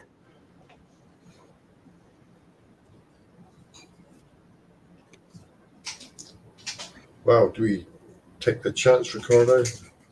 Take the chance he's not lying to us? After all that's happened, you still think he's lying? That's all anyone's ever done to us so far. That would be a very intricate way and way too much truths in order to hide what lie exactly. Exactly what you'd say if you were lying. Like I said, when I asked him what was on his mind, he held a very genuine expression, and I only ever see that in people I have broken. He was not lying. Okay, so I'll trust your judgment, Riccardo. My you've not really let us try so far. twisted judgment.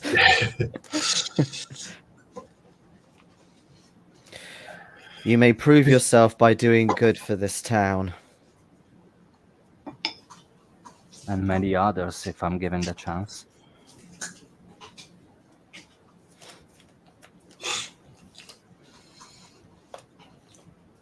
Yeah, so I suppose we give him his head back then.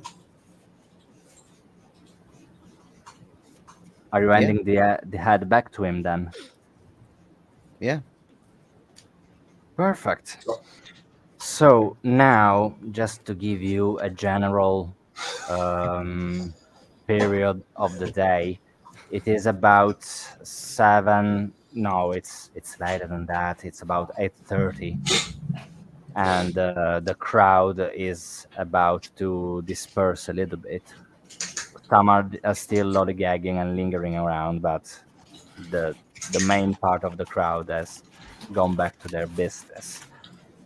And you had him the head, and you don't know actually how they are supposed to use the head, but you see that Grant is wearing it like some sort of baklava, some sort of ski mask. Even if it is weird for it to happen because it is a smaller head than usual and it is a full one, you feel bones inside of it. And yet he pulls it from the top of his head down to his chin. But where you first saw runes and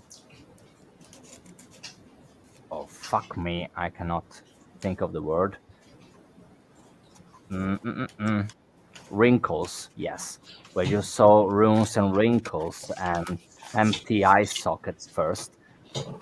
If you give it a couple of seconds, you see that this skin absorbs into the existing one of Grant that looks exactly as it did before. But you feel like his complexion has come paler slightly, and now his hair is a little bit more white down on the side than it was before. It takes a moment to adjust. Oh, oh, feels so good to be back. Oh, oh, oh, yeah. One thing I will miss the most is I won't be able to walk in broad daylight anymore. Well, small price to pay. But again, thank you, Riccardo, and thank you, John, for bringing me back whole together. Now, as I told you before, I'm willing to hand upon you a tiny bit of my power for you to persevere in this hellish landscape that you called home. And he points on your chest, drawing something above your clothes, directly upon on your heart. You feel the general area burning a little bit, like feverish, not like just cattle, just a little bit warmer than it should be. And if you look at it, you see that now you have a symbol of the same hue as the scabs that you got for the plague. Don't you worry, I didn't cast any sort of axe onto you. This is supposed to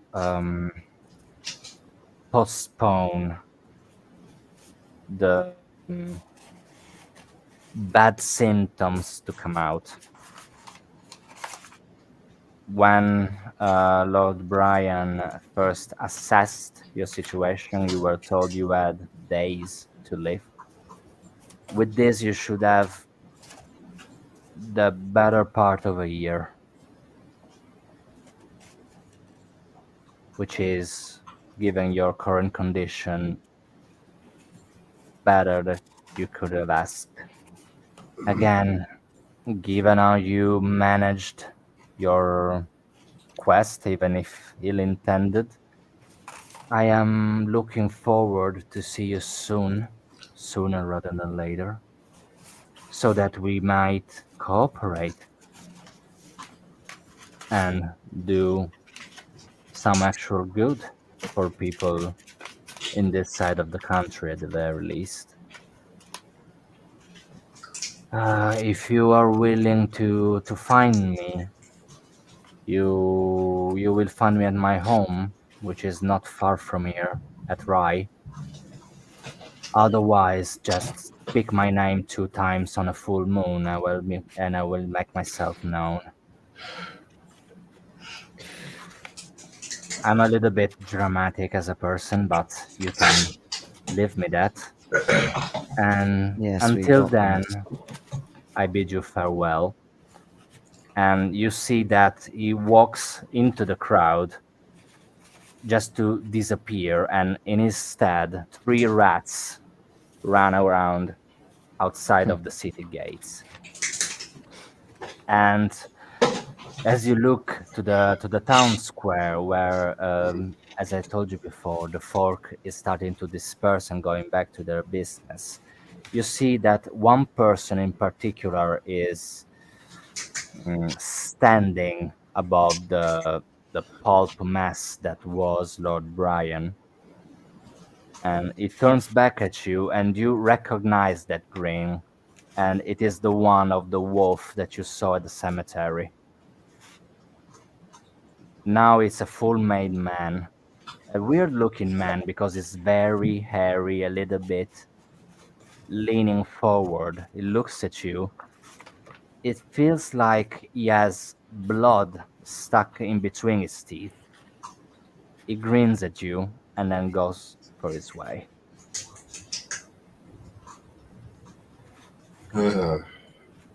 Suppose we're going to have to sort that out next.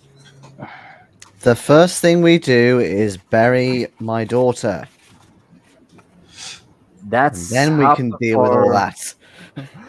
That's anything to be described and what you feel is right for your epilogues, because this was the end of this short story that I was honored to run for you for Memento Mori. Thank you for having me, and I really hope you enjoyed this new game so far. Hmm. And Yeah, who it did. knows, maybe I will write something better that even Becky can experience and enjoy, I hope. For our listeners, just to reiterate, Becky's not been here due to illness, not because she thinks that Giorgio scenarios are shit. I do believe she does, deeply in her heart. She does believe so, but I rather not to dwell on the thought too much because I might cry. And Becky gives me plenty of reason to cry already. I don't want to give her any more power than she already has. But jokes aside, thank you for having me. I hope that the spectators and the audience enjoyed, whether they hopefully caught up with the game. And again, thank you for having me. And if you got any sort of feedback, please let me know. But I would say that it is cool to end the session here on a gray area about what happens now that the matter at hand has been closed.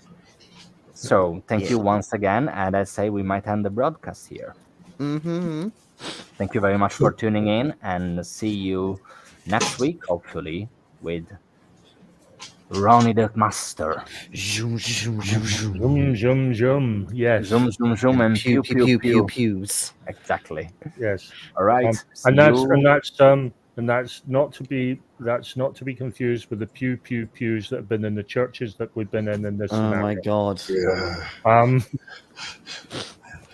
Did you really think I would bench that remark? Oh, Oh. Good night. Good night, everybody. Catch you later. Bye bye.